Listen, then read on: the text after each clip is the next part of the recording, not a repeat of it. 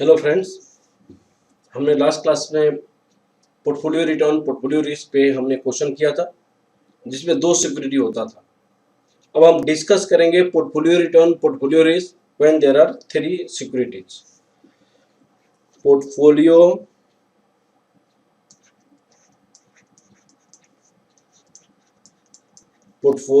Return and portfolio risk.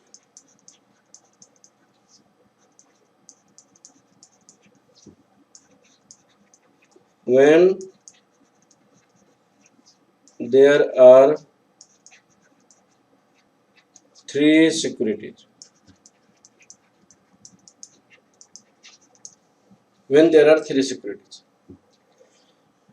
तो मैंने आपसे कहा था कि पोर्टफोलियो रिटर्न, इसमें क्या portfolio return,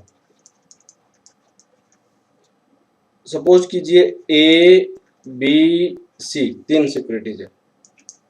the return A weight A, return B weight B, return C weight C. यहां पोर्टफोलियो रिस्क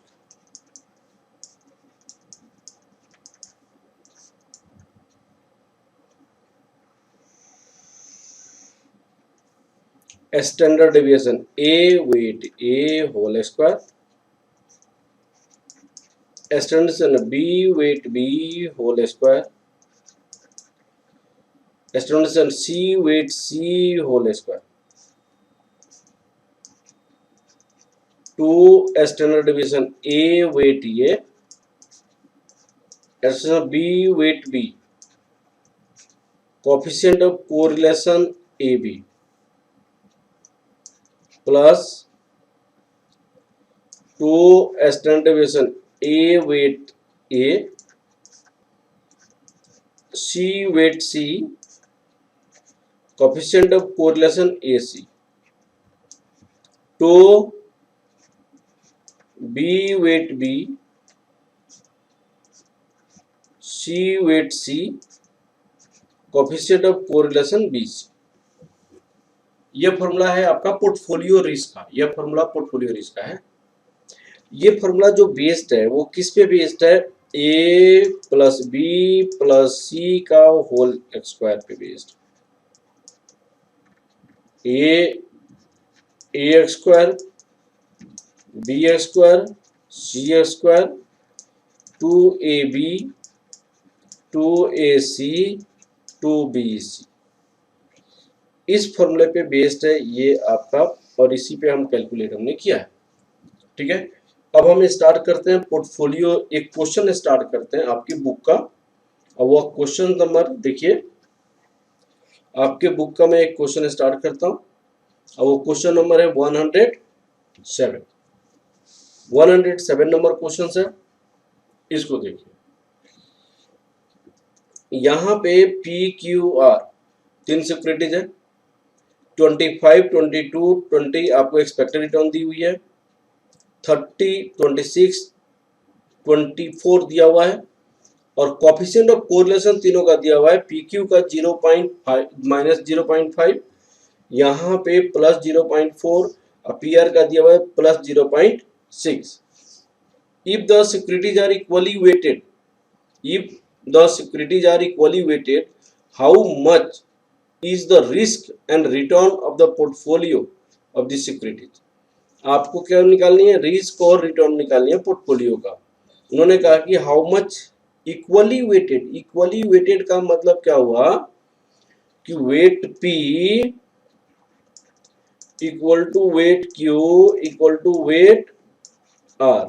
अब वेट मान लो X है, तो वेट का सम कितना होता है? वेट का सम जैसे मान लिया जाए, मैंने लिखूंगा weight P plus weight Q plus weight R। Weight का सम 1 होता है, तो x plus x equal to 1, this implies that 3x equal to 1, this implies that x equal to 1/3। तो वेट आपका कितना हो जाएगा? 1/3 हो जाएगा। x इक्वल टू जो वेट होगा वो 1/3 तीनों का होगा। अब इस केस में आपको portfolio return portfolio risk calculate करनी है। ठीक है, हम क्वेश्चन को स्टार्ट करते हैं। क्वेश्चन नंबर 107 है। 107 का आंसर लिखेंगे calculation of portfolio return. Calculation of portfolio return. Calculation of portfolio return. तो पोर्टफोलियो रिटर्न क्या होगा? Return P weight of P, return Q weight of Q, return R weight of R। अब आपकी return कितनी है? तीनों का दिया हुआ है 25 इंटू 1/3, 22 इंटू 1/3, 20 इंटू 1/3। ये रिटर्न हो जाएगा, जो कैलकुलेट करेंगे आंसर आ जाएगा। फिर कैलकुलेशन ऑफ पोर्टफोलियो रिस्क, मैंने फॉर्मूला तो ऑलरेडी पहले लिखा हुआ है, तो इसकी रिस्क का हम फॉर्मूला बता देते हैं। रिस्क में क्या है 30, 1/3 का x², फिर 26 1/3 का x², फिर 24 1/3 का x² प्लस 2 30 इंटू 1/3, 26 इंटू 1/3। अब पी क्यू का कितना होगा? पी क्यू लिखा गया, तो पी क्यू का आपकी coefficient of variance 0.5 plus 2 into 30 into 1/3, अब 24 इंटू 1/3 इंटू इसकी प्रोबेबिलिटी कितनी है पी और आर का, पी और आर का, पी आर का 0.6, फिर प्लस 2 इंटू 26 1/3, 26 24 1/3, और ये आपका क्यू आर का 0.4। मल्टीप्लाई करेंगे, कैलकुलेट करेंगे, जो आएगा सो आंसर हो जाएगा। तो this a portfolio return, portfolio risk when there are 3 securities. This the portfolio return, portfolio risk when there are 3 securities. अब हम कंसेप्ट को थोड़ा सा चेंज करते हैं। Weight for minimum risk.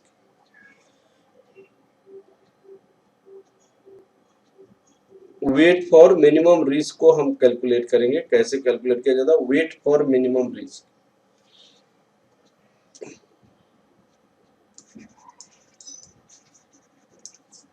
Weight for minimum risk.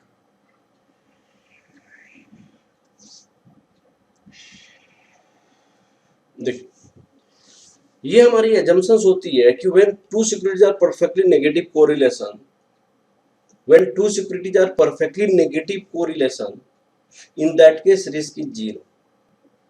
उस एजम्पशन पे base के क्या करेंगे हम? वेट फॉर मिनिमम रिस्क निकालेंगे। एजम्पशंस आप लिखेंगे सबसे पहले।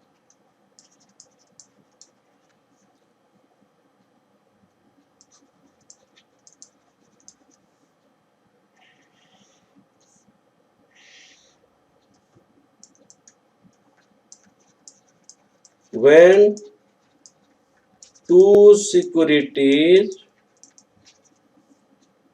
are perfectly negative correlation, perfectly negative correlation,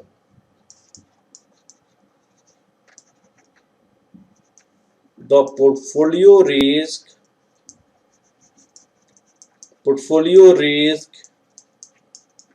is zero, portfolio risk is zero. दो सिक्योरिटी यदि परफेक्टली पॉजिटिव नेगेटिव कोरिलेशन है तो पोर्टफोलियो रिस्क जीरो होता है। दैट इज पोर्टफोलियो रिस्क आपका क्या होगा? Portfolio risk standard deviation A weight A perfectly negative है तो यहाँ पे नेगेटिव आ जाएगा। B weight B that is assume to be zero. हम वेट का सम क्या मानते हैं? Weight A plus weight B that equal to 1 और this implies that weight B equal to क्या होगा? 1 माइनस वेट ए। तो इस केस में हमारी पोर्टफोलियो रिस्क क्या होगा? पोर्टफोलियो रिस्क इसमें हो जाएगा standard deviation A weight A minus standard deviation B weight B के प्लेस पे 1 माइनस वेट ये लिखेंगे दैट इक्वल टू जीरो। और हम क्या लिख सकते हैं? Standard deviation A weight A minus standard deviation B minus minus plus standard deviation B weight A that equal to zero. और वेट ए हमने कॉमन लिया तो standard deviation A plus standard deviation B standard deviation B और weight A equal to standard deviation B whole divided by standard deviation A plus standard deviation B. This is the portfolio risk. Wait for minimum risk. This is the weight for minimum risk. Weight A का formula. उसी तरह हम wait B कैसे निकाल सकते हैं? When two securities are perfectly negative correlation, how will you calculate weight B? So this is the B. Here you write weight standard deviation A plus standard deviation B. ये आपका हो जाएगा। This is the weight for minimum risk. Now the question is, these two things you have to assume that. ये दोनों तभी होगा कि security A and security B are perfectly negative correlation. This is the weight of the two securities for minimum risk when two securities are negative correlation। ठीक है, तो हम क्या करेंगे? These are weight of two securities for minimum risk,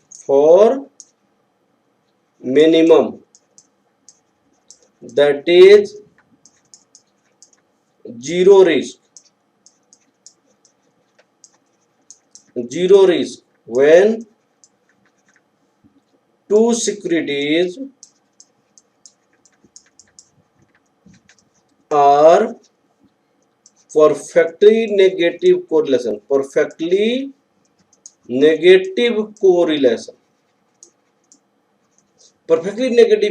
that is perfectly negative correlation मतलब that is security A B, coefficient of correlation security A B equal to -1, coefficient of correlation security A B equal to -1, coefficient of correlation security A and B is -1, that is a -1। Okay, देखिए, तो ये तो perfectly negative correlation के case में ये होता है। अगर मान लीजिए other than perfectly negative correlation हो तो, if other than perfectly negative correlation, weight for minimum risk, weight for minimum risk when two securities are other than perfectly negative correlation, other than perfectly negative correlation होगा तो उस case में कैसे करेंगे? Other than perfectly negative correlation, देखिए हमारे पास coefficient of correlation -1 से लेकर हमारे पास +1 तक होता है। तो परफेक्टली नेगेटिव कोरिलेशन कब होता है? जबकि ये -1 होता है। अब मैं कह रहा हूं कि नहीं, परफेक्टली नेगेटिव कोरिलेशन नहीं, other than perfectly negative correlation होनी चाहिए, ये वाली नहीं होनी चाहिए, other than perfectly negative correlation. तो उस केस में हम कैसे करेंगे? उस केस में कैसे करेंगे? हमारे पास कोफिशिएंट ऑफ कोरिलेशन का एक फॉर्मूला आया था, covariance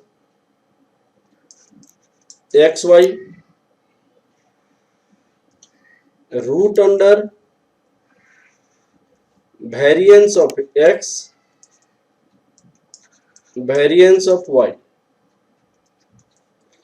covariance XY, variance of X का मतलब होता है स्टैंडर्ड डेविएशन का x स्क्वायर, स्टैंडर्ड डेविएशन का x square, standard deviation x का x square, standard deviation y का x स्क्वायर। तो रूट का अगर हटा लेंगे तो हमारे पास क्या हो जाएगा? Covariance XY standard deviation x standard deviation y। तो इससे क्रॉस मल्टीप्लाई हम प्रूफ लिखेंगे और क्रॉस मल्टीप्लाई के बेस पे हम क्या लिख सकते हैं? कोवेरिएंस XY मैंने इसके प्लेस पे लिखना चाह रहा हूं, इसको क्रॉस मल्टीप्लाई करेंगे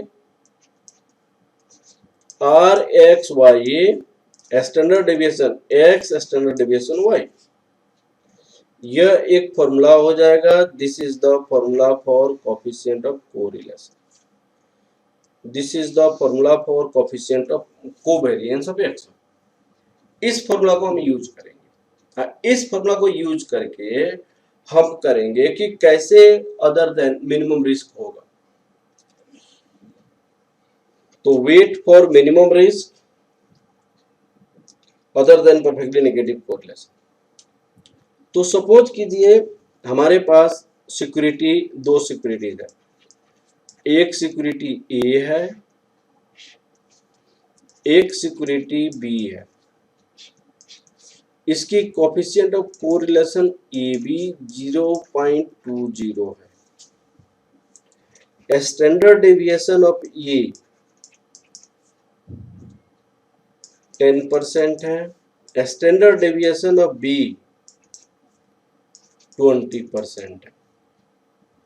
अब इसमें वेट फॉर मिनिमम रिस्क निकालनी है। तो वेट फॉर मिनिमम रिस्क हमने कैसे बनाया था? वेट फॉर मिनिमम रिस्क हमने कैसे बनाया था? वेट फॉर मिनिमम रिस्क हमने कैसे बनाया था? तो मैंने कहा था standard deviation weight for minimum risk. अगर सपोज कीजिए वेट ए निकालनी है तो आपको मैंने कहा था कि ए है तो यहां पे बी करो और यहाँ पे standard deviation A standard deviation B, ये when R A B equal to -1, perfectly negative correlation के केस में ऐसे होता है। और उसी तरह वेट बी को मैंने कैसे कहा था? Standard deviation A plus standard deviation B when RAB equal to -1। ये -1 के केस में ऐसे होता है। तो जब -1 के केस में ऐसे होता है तो हम यदि करना चाहते हैं दूसरा, मैं इसके लिए मैं करना चाहता हूं तो इसके लिए क्या होगा? जैसे देखिए इसके लिए क्या होगा, इसके लिए क्या होगा, अदर देन -1, अदर देन -1 एकदम सिंपल सी याद करनी है। अदर देन -1 के केस में हमारे पास क्या होगा देखिएगा, अदर देन -1, अदर देन -1 के केस में कैसे होगा वो देखना है। वेट ए लिखना है तो हमें ये लिखने के लिए यही लिखिए स्टैंडर्ड डेविएशन बी, वेट ए, वेट बी। थोड़ा सा चेंज है, यहाँ पे एक्स स्क्वायर कर दीजिए, यहाँ पे आपको क्या करना है एक्स स्क्वायर करनी है, यहाँ पे एक्स स्क्वायर, यहाँ पे एक्स स्क्वायर, सेम ऐसा ही माइनस कोवेरिएंस ए बी, यहाँ पे एक है तो ये कोवेरिएंस ए बी, यहाँ पे दो है तो to covariance A B,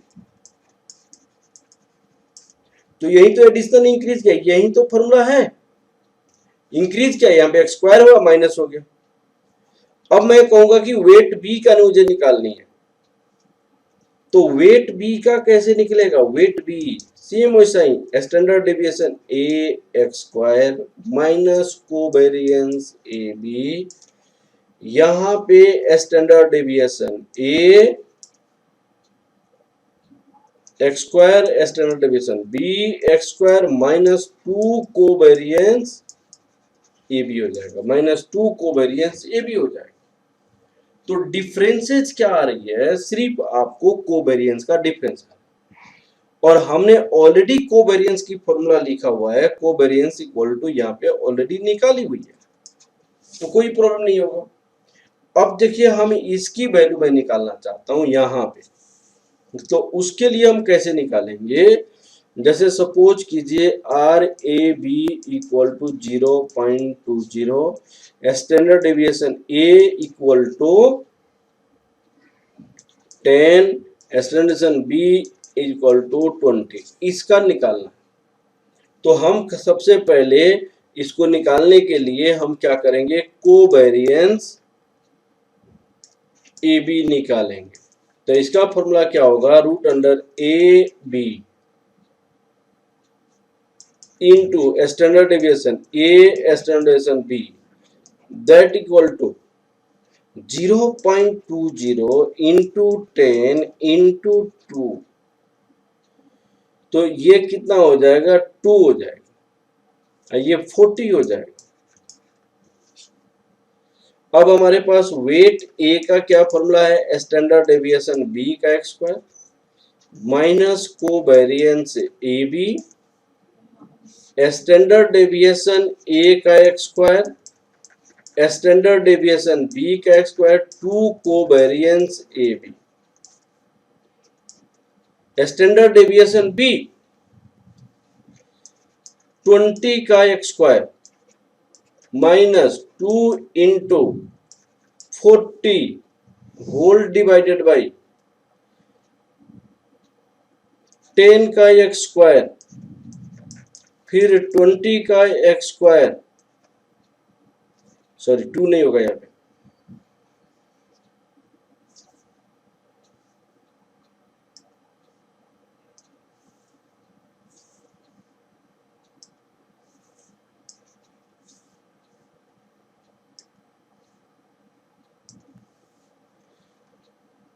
-2 into 40, तो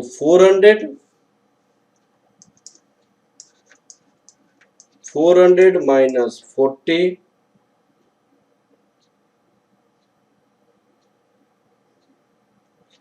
whole divided by 100 plus 400 minus 80, तो 360 divided by 420, 360 divided by 420,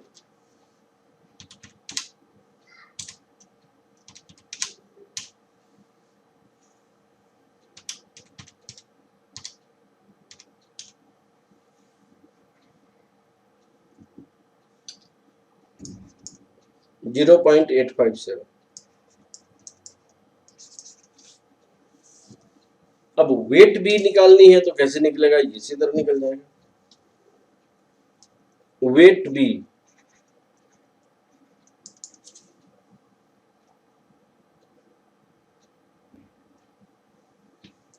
standard deviation A का x square minus covariance A B whole divided by standard deviation A का square standard B का square minus 2 covariance A B.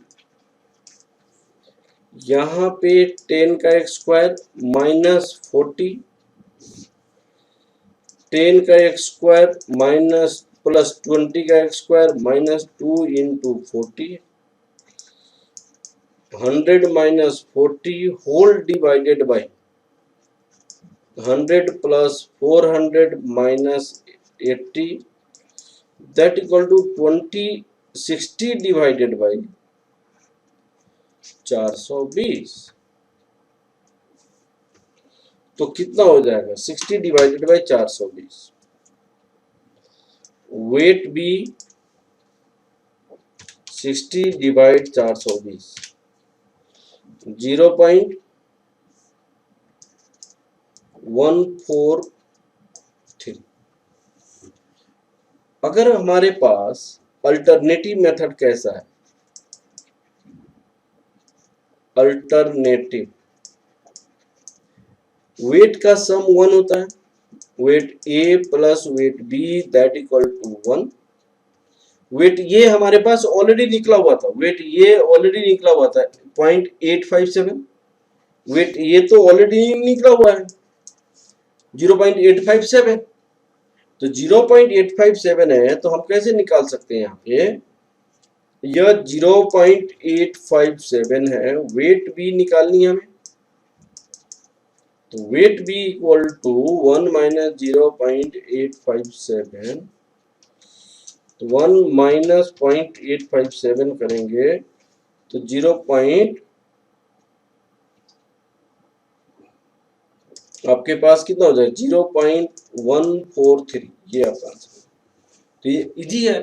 तो मैंने क्या सिखाया, wait for minimum risk कैसे calculate की जाती है, यहाँ पे ये वाली टॉपिक है। इसमें भी हमारे एक दो क्वेश्चंस हैं, हम उसको देखते हैं। वेट फॉर मिनिमम रिस्क,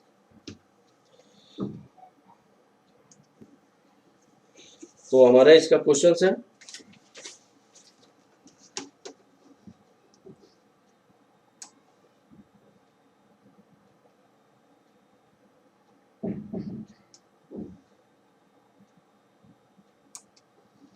ये क्वेश्चंस है, ये सारी समझाई गई यहाँ पे। Weight for minimum risk question number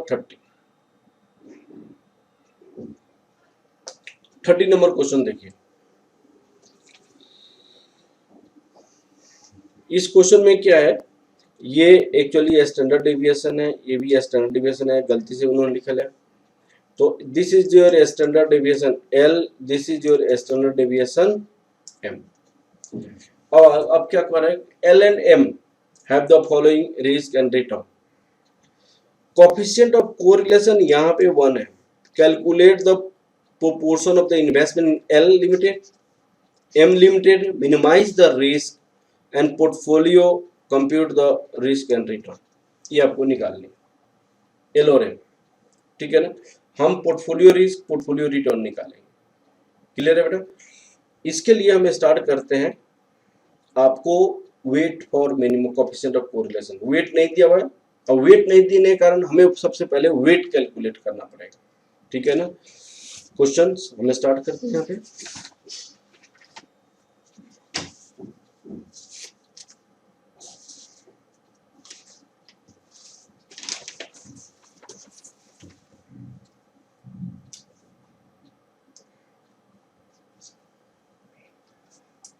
question number 30।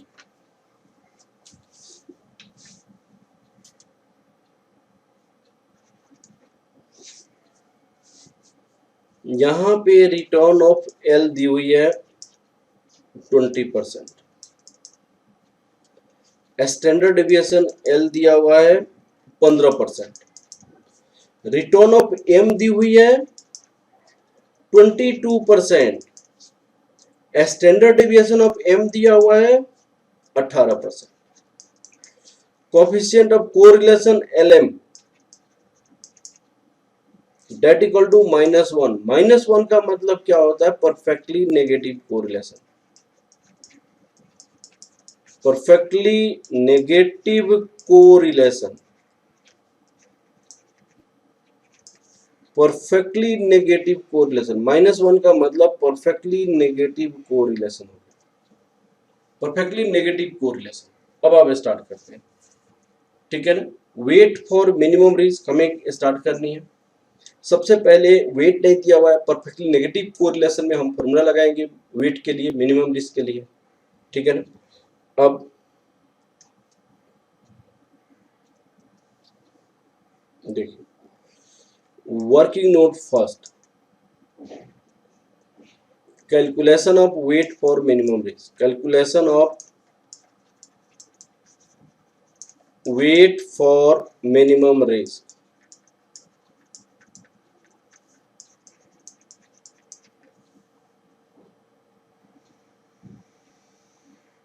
Wait for minimum risk. अब देखिए हमारे पास क्या हो सकता है, वेट एल, वेट एल का मतलब standard deviation M, standard deviation L, standard deviation M.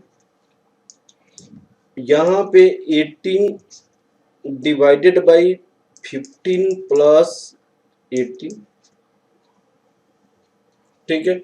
तो ये हो जाएगा 18% डिवाइडेड बाई 33%। उसी तरह weight M, weight L, weight L plus weight M, standard deviation ये 15 divided by 18 that equal to 15%, 33%, ये हो गया। अब आपको रिटर्न निकालनी है, पोर्टफोलियो रिस्क पहले निकालिएगा तो क्या होगा, portfolio risk, calculation of portfolio risk, portfolio risk निकालनी, calculation of portfolio risk. Portfolio risk क्या होता है? That is coefficient of correlation perfectly negative है तो उसमें क्या होगा, standard deviation of L, weight L, standard deviation M, weight M minus होता है। अब आप देखिए स्टैंडर्ड डेविएशन एल कितना था हमारे पास, स्टैंडर्ड डेविएशन एल था हमारे पास 15%, वेट कितना था 18% divided by 33 minus, standard deviation M था 18%, ये 15% डिवाइडेड बाई 33%, ये हमेशा जीरो होता है, this is always zero, this is always zero. अब हमें निकालनी है portfolio return, calculation of portfolio return, calculation of portfolio return, calculation of portfolio return, portfolio return हमें कैलकुलेट करनी है। तो पोर्टफोलियो रिटर्न का फॉर्मूला क्या हो सकता है, calculation of portfolio return, portfolio return का फॉर्मूला क्या होगा, आपका फॉर्मूला होता है return L, weight L, return M, weight M. अब देखिए रिटर्न एल क्या होगा, रिटर्न एल, रिटर्न एल यहां पे एल का रिटर्न कितनी है वो देखिए आप, एल का रिटर्न कितनी है 20% है, वेट एल का कितना है 18% डिवाइडेड बाई 33 प्लस इनका रिटर्न है 22% इंटू फिर इसका वेट कितनी है 15% डिवाइडेड बाई 33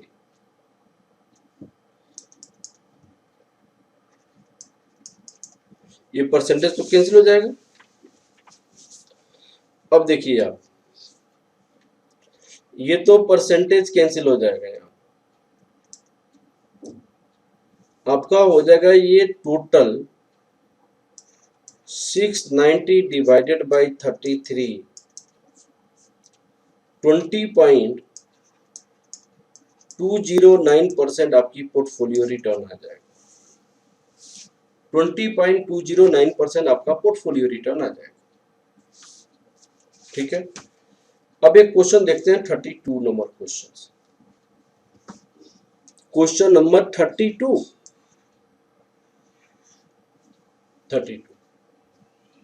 बुक में देखेंगे क्वेश्चन नंबर 32।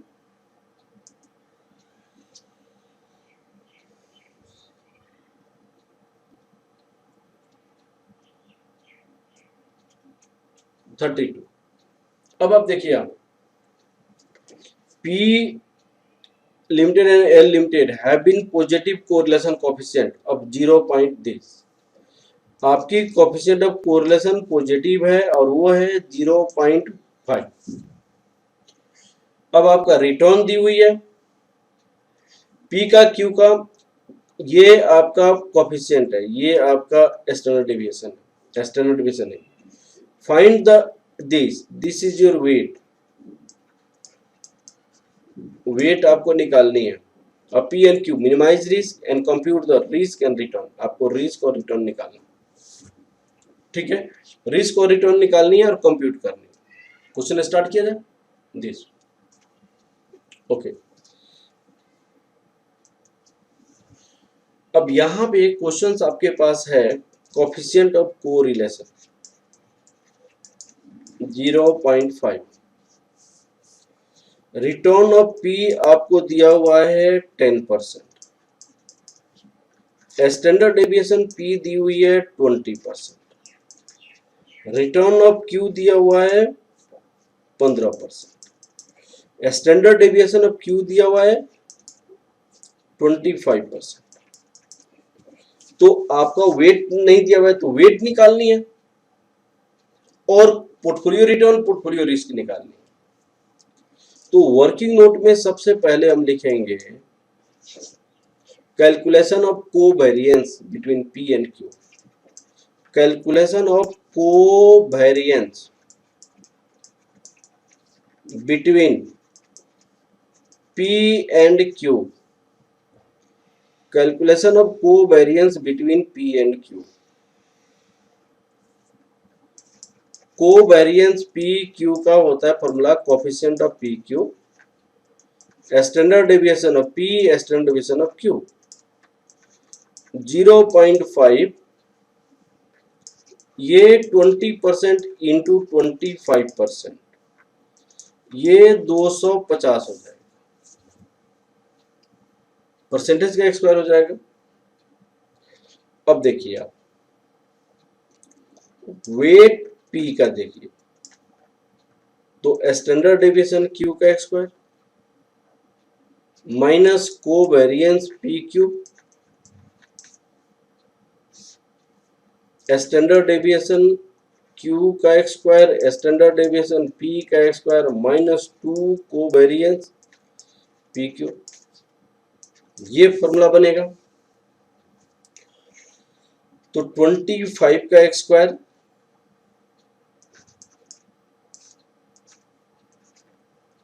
माइनस 250 फिर आपको 20 का square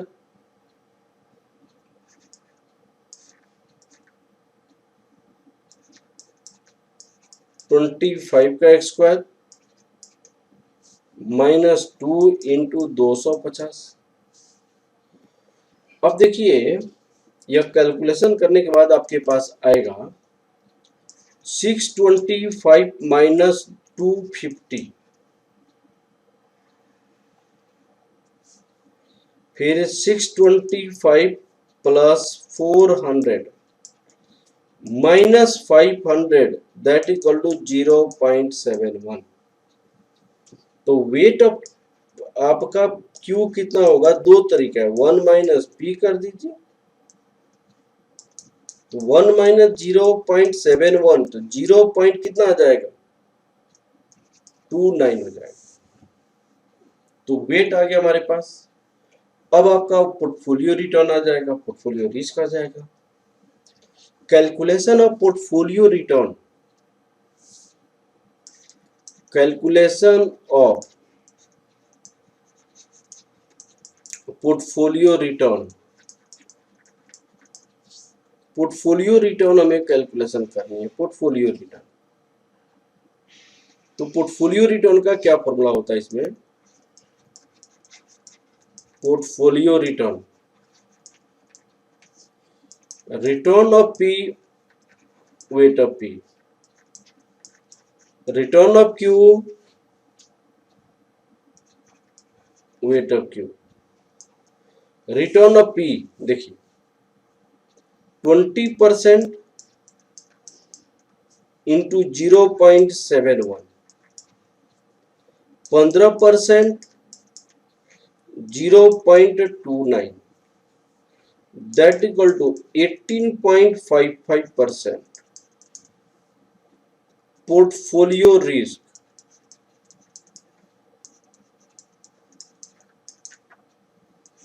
root under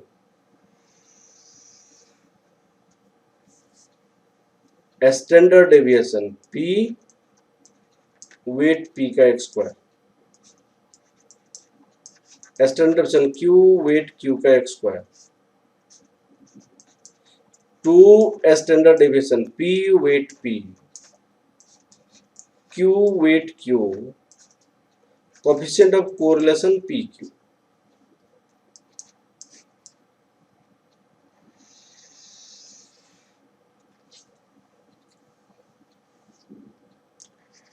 twenty into 0.71,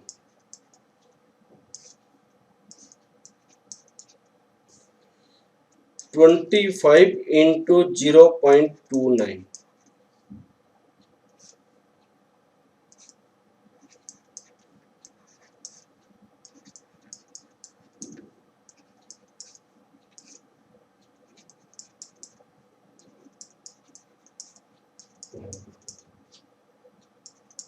0.50।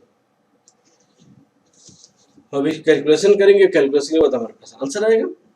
तो इस तरह हम क्या कैलकुलेट करते हैं, portfolio return, portfolio risk calculate किया जाता है, वेट फॉर मिनिमम रिस्क के लिए कैलकुलेट की जाती है। अब हम मोस्ट इंपॉर्टेंट कॉन्सेप्ट इसका स्टार्ट करने जा रहे हैं, बीटा।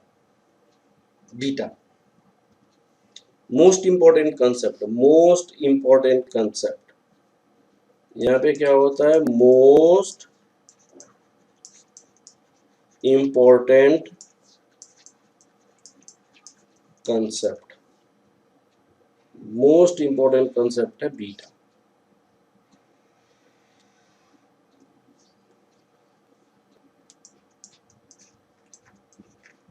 बीटा इसको हम रिप्रेजेंट करते हैं ऐसे, बीटा मोस्ट इंपॉर्टेंट कंसेप्ट है बीटा। अब देखिए बीटा को कैसे कैलकुलेट की जाती है, बीटा को कैसे कैलकुलेट करते हैं उसके बारे में देखिए, ठीक है। अब देखिए हमें बीटा को कैलकुलेशन करनी है, हमें स्टार्ट करनी है बीटा की कैलकुलेशन। अब देखिए आप, हमारे पास सबसे पहले हम देखते हैं कि मार्केट में जो सेंसेक्स और निफ्टी है, स्टॉक एक्सचेंज, हमारे पास स्टॉक एक्सचेंज है, दो है, एक तो बॉम्बे स्टॉक एक्सचेंज है, बीएसई बॉम्बे स्टॉक एक्सचेंज, एक तो एनएसई है, नेशनल स्टॉक एक्सचेंज। बॉम्बे का स्टॉक एक्सचेंज जो चेंज होता है वो सेंसेक्स कहा जाता है, उसको सेंसेक्स पॉइंट्स। और यहाँ पे जो चेंज होता है वो आपको निफ्टी पॉइंट होता है, निफ्टी पॉइंट। अब देखिए ये जो सेंसेक्स की पॉइंट क्या रिप्रेजेंट करता है, सेंसेक्स की पॉइंट क्या रिप्रेजेंट करता है, सेंसेक्स की पॉइंट रिप्रेजेंट करता है टॉप 50 कंपनी का, सेंसेक्स की point top 30 company, top 30 company, top 30 companies, top 30 company का मार्केट कैपिटलाइजेशन को कंपेयर करता है, मार्केट कैपिटलाइजेशन, टॉप 30 कंपनी की मार्केट कैपिटलाइजेशन को कंपेयर करता है, टॉप 30 कंपनी की मार्केट कैपिटलाइजेशन। तो मार्केट कैपिटलाइजेशन कैसे कैलकुलेट की जाती है, नंबर ऑफ शेयर, यहां पे मार्केट कैपिटलाइजेशन को कैसे कैलकुलेट की जाती है, market capitalization number of share into market price per share, market price per share number of share. अब देखिएगा मार्केट प्राइस पर शेयर किसी पार्टिकुलर कंपनी का इंक्रीज करेगा, नंबर ऑफ शेयर तो वही होगा, तो नंबर ऑफ शेयर वही होगा तो मार्केट कैपिटलाइजेशन इंक्रीज करेगा, मार्केट कैपिटलाइजेशन क्या करेगा, इंक्रीज करेगा, मार्केट प्राइस इंक्रीज करेगा तो मार्केट कैपिटलाइजेशन इंक्रीज करेगा, और मार्केट कैपिटलाइजेशन इंक्रीज करने से सेंसेक्स की पॉइंट जो होगा वह इंक्रीज करेगा, मार्केट प्राइस गिरेगा तो मार्केट कैपिटलाइजेशन गिरेगा और उसके कारण सेंसेक्स की पॉइंट भी गिरेगा, सेंसेक्स की पॉइंट्स भी गिरेगा। अब मान लीजिए 30 कंपनी है, अब 10 कंपनी का मार्केट प्राइस इंक्रीज किया, 5 कंपनी की मार्केट प्राइस डिक्रीज किया, बाकी कंपनी स्टेबल है, तो उसपे क्या होता है, ओवरऑल आपको देखा जाता है ओवरऑल मार्केट कैपिटलाइजेशन इंक्रीज किया या डिक्रीज किया, ठीक है। ओवरऑल 30 कंपनी का हम मार्केट कैपिटलाइजेशन को ऐड करते हैं और मार्केट कैपिटलाइजेशन इंक्रीज करता है तो हमारी सेंसेक्स की पॉइंट इंक्रीज करेगा, मार्केट कैपिटलाइजेशन डिक्रीज करता है तो सेंसेक्स की पॉइंट डिक्रीज करेगा। ये हमें कंसंट्रेट करना है, ये माइंड को रखना है। It totally depends upon the market capitalization of this shares, market capitalization पे डिपेंड करता है। अब देखिएगा यहाँ पे मार्केट कैपिटलाइजेशन पे डिपेंड करता है, यहाँ पे टॉप 50 कंपनीज होती है, 50 कंपनी का मार्केट कैपिटलाइजेशन को कंपेयर करता है। अब टॉप 50 कंपनीज की मार्केट कैपिटलाइजेशन इंक्रीज किया तो निफ्टी की पॉइंट इंक्रीज करेगा, टॉप 50 कंपनी की मार्केट कैपिटलाइजेशन डिक्रीज करेगा तो निफ्टी की पॉइंट डिक्रीज करेगा। अब आप कहिएगा कि सर क्या सारे का इंक्रीज करना पड़ेगा, तो नहीं जी, सारे का इंक्रीज करने की बात मैं नहीं कर रहा, ओवरऑल मार्केट कैपिटलाइजेशन इंक्रीज करेगा तो निफ्टी की पॉइंट इंक्रीज करेगा और निफ्टी की ओवरऑल मार्केट कैपिटलाइजेशन को डिक्रीज करेगा तो निफ्टी की पॉइंट डिक्रीज करेगा, ठीक है ना। अब आप देखिए हम मार्केट कैपिटलाइजेशन इंक्रीज किया तो निफ्टी की मार्केट कैपिटलाइजेशन इंक्रीज करेगा, टॉप 50 कंपनी का एवरेज ओवरऑल, तो निफ्टी पॉइंट आपका इंक्रीज करेगा, मार्केट कैपिटलाइजेशन डिक्रीज करेगा तो निफ्टी की पॉइंट क्या करेगा, डिक्रीज करेगा। ये पॉइंट आपको माइंड में रखना पड़ेगा। टोटली ये किस पे डिपेंड करता है, मार्केट कैपिटलाइजेशन पे डिपेंड करता है, ठीक है। अब how to construct the index point ये जानना जरूरी है, how to construct the index point. अब देखिएगा how to construct index point, how to construct index की पॉइंट्स को कैसे कंस्ट्रक्ट करते हैं ये आपको जानना जरूरी है। How to construct index point, index की पॉइंट्स को कैसे कैलकुलेट की जाती है ये जानना जरूरी है। How to construct index point, अब देखिए how to construct index point, इसको जानना जरूरी है। अब मैं समझाना चाहता हूँ इंडेक्स की पॉइंट कैसे कंस्ट्रक्ट करते हैं। हम 30 कंपनी को लेकर नहीं दिखा रहे, हम 20-50 कंपनी को लेकर नहीं दिखा रहे, हम सिर्फ 2 कंपनी को लेकर दिखा रहे। मान लीजिए कोई एक इंडेक्स है, अब वह इंडेक्स सिर्फ 2 कंपनी है, कंपनी ए और कंपनी बी। यहाँ पे एक कंपनी ए है और एक कंपनी बी है, 2 कंपनी है, 2 कंपनी है। यहाँ नंबर ऑफ शेयर,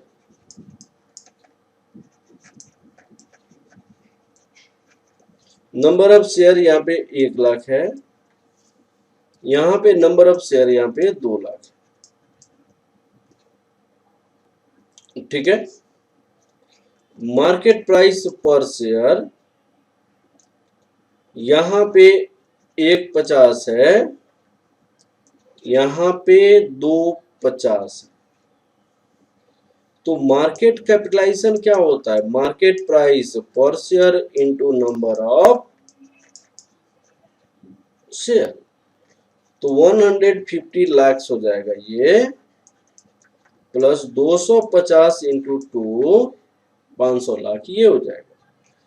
तो दैट इक्वल टू लाख ये भी हो जाएगा, दैट इक्वल टू 650 लाख ये है।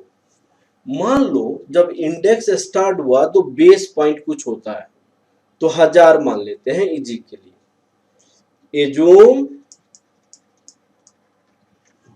Index point is 1000 at market capitalization rupees 200 650 lakh, market capitalization 650 lakh पे इंडेक्स की पॉइंट माना गया। जैसे सेंसेक्स ने या निफ्टी ने उसने भी मानकर बनाया गया, ठीक है। अब ये तो बेस का जो था वो था, बेस इंडेक्स पॉइंट था, इसको हम कहते हैं base index point. This is said to be the base index point, इसको कहते हैं बेस इंडेक्स पॉइंट कहा जाता है। This is said to be the base index point, इसको कहते हैं बेस इंडेक्स पॉइंट, ठीक है। This is the base index point. अब मैं आपको आगे की ओर बढ़ता हूं। नेक्स्ट डे मान लिया जाए 2 कंपनीज का जो है, नेक्स्ट पीरियड में जब हम इंडेक्स की पॉइंट कंस्ट्रक्ट करेंगे, कंपनी ए और कंपनी बी,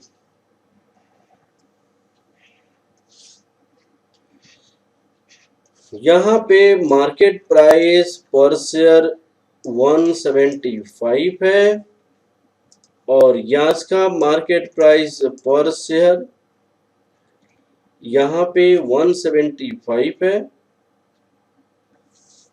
और इनकी मार्केट प्राइस पर शेयर जो आपके पास 250 था, अब इनकी मार्केट प्राइस पर शेयर 160 है या 260 लाख हो, 260। अब ये मार्केट प्राइस पर शेयर हो गया, ये आपकी मार्केट प्राइस पर शेयर। तो मार्केट कैपिटलाइजेशन कितना होगा, 175 into 1 lakh plus 260 equal into 2 lakh, क्योंकि नंबर ऑफ शेयर 2 लाख था। तो 175 लाख प्लस 520 लाख। अब यहां पे कैसे होगा देखिएगा, 695 लाख। अब मार्केट कैपिटलाइजेशन 695 लाख हो गया, मार्केट कैपिटलाइजेशन 695 लाख हो गया। हम कैसे लिखेंगे, when market capitalization is market capitalization आपका कितना है? 650 लाख है। 650 लाख, इंडेक्स पॉइंट बेस तो यही था ना, 1000। When market capitalization is 695 lakh, index की पॉइंट कितना था? 695 divided by 650 into 1000, that is, हमने यहाँ पे क्या करेंगे, 1000 इंटू 695 डिवाइड 650, 1069 पॉइंट्स, ये 1069 हो गया। तो 1000 से इंक्रीज करके 69 हो गया इंडेक्स की पॉइंट। 1000 से इंक्रीज करके 69 इंडेक्स की पॉइंट हो गया। तो ऐसे क्यों हो गया? तो ऐसे होने का रीजन क्या था कि 650 मार्केट कैपिटलाइजेशन से 695 मार्केट कैपिटलाइजेशन हो गया। 650 मार्केट कैपिटलाइजेशन से 695 मार्केट कैपिटलाइजेशन हो गया। इसका मतलब मार्केट कैपिटलाइजेशन आपका इंक्रीज कर गया। इसका मतलब मार्केट कैपिटलाइजेशन आपका इंक्रीज कर गया, मार्केट कैपिटलाइजेशन इंक्रीज कर गया। ठीक है, 650 से 695 मार्केट कैपिटलाइजेशन इंक्रीज किया, तो आपके पास ये हो गया। यहां तक क्लियर है ना बेटा? अब आप देखिए, हमने क्या देखा कि मार्केट कैपिटलाइजेशन इंक्रीज किया तो यहाँ पे इंडेक्स की पॉइंट 1000 से ये होगा। तो इंडेक्स की पॉइंट आपका फॉर्मूला क्या बन सकता है? इंडेक्स की पॉइंट का फॉर्मूला क्या बन सकता है? इंडेक्स की पॉइंट का, index point, index point, index point किसी भी पॉइंट में क्या बनेगा? ये जो है 695, 695 करंट है, करंट मार्केट कैपिटलाइजेशन है। ये 650 जो है प्रीवियस मार्केट कैपिटलाइजेशन है। तो हम क्या लिखेंगे यहाँ पे? Current market capitalization, current market capitalization. यहां पे क्या होगा? Previous market capitalization. ये जो 650 था प्रीवियस का था कैपिटलाइजेशन। ये जो 1000 था, ये जो 1000 था वो इंडेक्स की पॉइंट क्या था हमारे पास? इंडेक्स की पॉइंट प्रीवियस था, previous index point.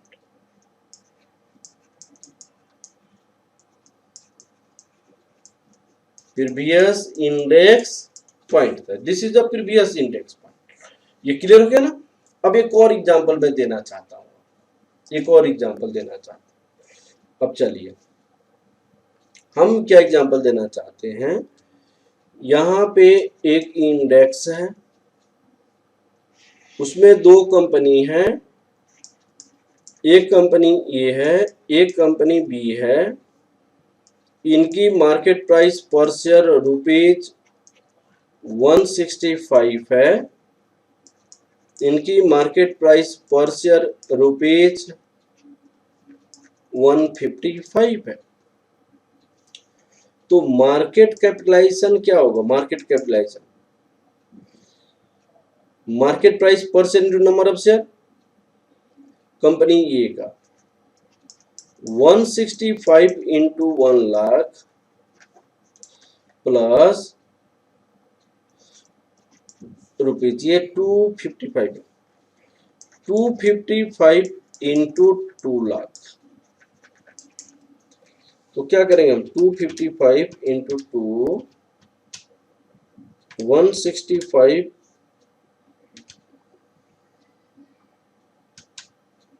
Plus 165, 675, 675 overall आपका मार्केट कैपिटलाइजेशन 675। या हम दूसरा एक एग्जांपल रखते हैं, हम देखिए यहाँ पे दोनों डिक्रीज किया है, दोनों डिक्रीज किया, ठीक है। या एक को इंक्रीज कर दूं मैं, एक को इंक्रीज करके देखा जाए।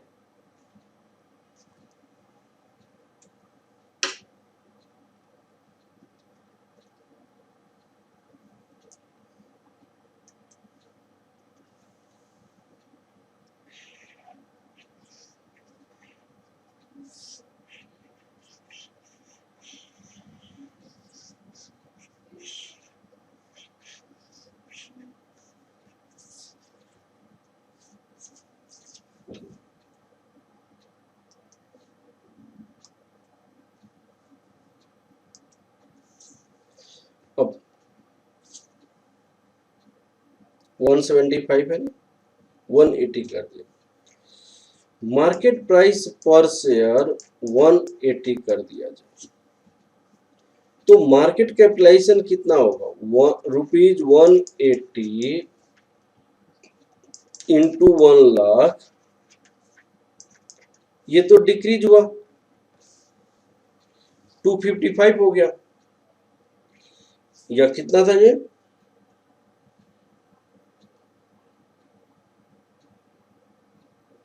260 से 255 हो गया। यहाँ पे देखिए, यहाँ पे या 270 कर दीजिए इसको, 270 कर दीजिए इसको, एक इंक्रीज एक डिक्रीज कर दीजिए, 270 कर ₹270 इंटू 2 लाख, 180 लाख, 270 इंटू 2, 540 लाख,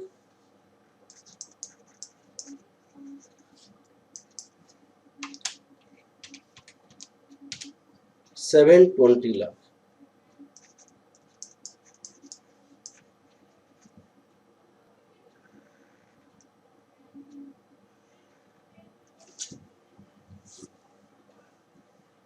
यहाँ पे हमने 720 लाख हो गए। अब इस केस में कैसे होगा देखिएगा, हमने यहाँ पे क्या देखा कि इंक्रीज किया था, अभी भी इंक्रीज करेगा क्योंकि 695 से 720 हो गया। अब देखिएगा इंडेक्स की पॉइंट, इंडेक्स की पॉइंट कैसे कैलकुलेट की जाएगी वो देखिए, हम कैसे निकालेंगे, when market capitalization equal to कितना था 695, then index point equal to 1069, 1069 था इंडेक्स की पॉइंट। तो मार्केट कैपिटलाइजेशन 720 है तो इंडेक्स की पॉइंट कितनी होगी,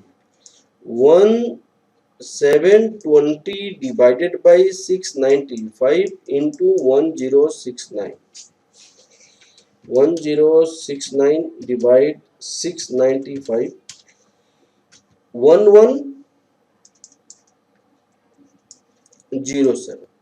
अब यहाँ पे देखिए ओवरऑल मार्केट कैपिटलाइजेशन इंक्रीज किया तो इंडेक्स की पॉइंट इंक्रीज करेगा, ओवरऑल मार्केट कैपिटलाइजेशन डिक्रीज करेगा तो इंडेक्स की पॉइंट डिक्रीज करेगा। तो इंडेक्स पॉइंट हम कैसे लिखेंगे, हम index point current market capitalization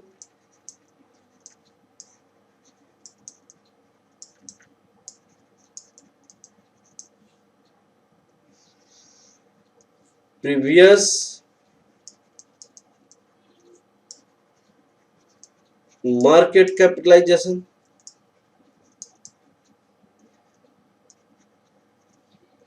previous index point.